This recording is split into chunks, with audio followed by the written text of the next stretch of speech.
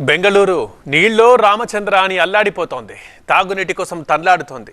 ఎండాకాలం ఆరంభంలోనే బిందెడు నీళ్ల ఎంఆర్పీ రేటు రోజు రోజుకి మారిపోతోంది. అక్కడ బొట్టు బొట్టుకో రేటు కడుతున్న తీరు ఆందోళన కలిగిస్తోంది. ఇప్పుడు నీళ్లే కదా అని నిర్లక్ష్యంగా కుళాయిని వదిలేస్తే ఫైన్తో రంగు పడుద్ది.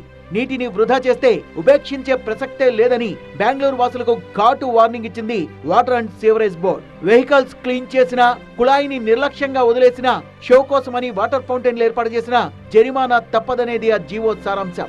నీటి వాడకంలో నిర్లక్ష్యం వహిస్తే ఇకపై 5,000 రూపాయల ఫైన్ కట్టాల్సిందే.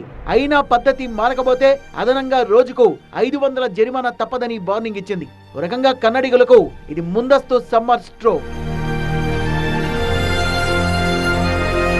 సిలికాన్ సిటీ బెంగళూరులో పరిస్థితి మరీ దారుణంగా తయారైంది. ఆఫీసులు ఎగ్గొట్టి మరీ ట్యాంకుల దగ్గర క్యూలు కట్టాల్సిన పరిస్థితి. బిందెడు నీళ్లు 25 రూపాయలు పెట్టినా దొరకడం లేదు. 2 బిందెల నీళ్ల కోసం 4 రోజుల ముందే బుక్ చేసుకోవాలి. అయినా ట్యాంకర్ల దగ్గర గొడవలు, కొట్లాటలు. కావేరీ నీళ్లైనా ఇచ్చే ఏర్పాటు చేయండి అని వేడుకుంటున్న పరిస్థితి.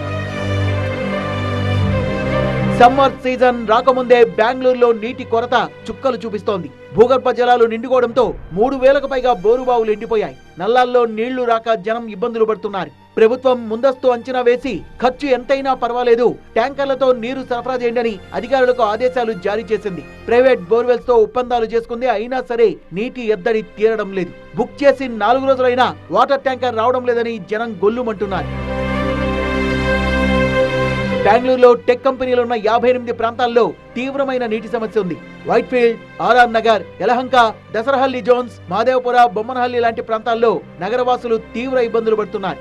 ఈ క్రమంలోనే వాటర్ ట్యాంకర్లపై జనం భారీగా ఆధారపడుతుండటంతో వాటి ధరలు రెట్టింపయ్యాయి. గతంలో 12,000 లీటర్ల ట్యాంక్ 10 నుంచి 1,200 ఉండగా ప్రస్తుతం అది 2,000కు చేరింది. ఇప్పుడే పరిస్థితి ఈ రకంగా ఉంటే ముందు ముందు ఇంకెంత దారుణంగా ఉంటుందో అని జనం ఆందోళన చెందుతున్నారు.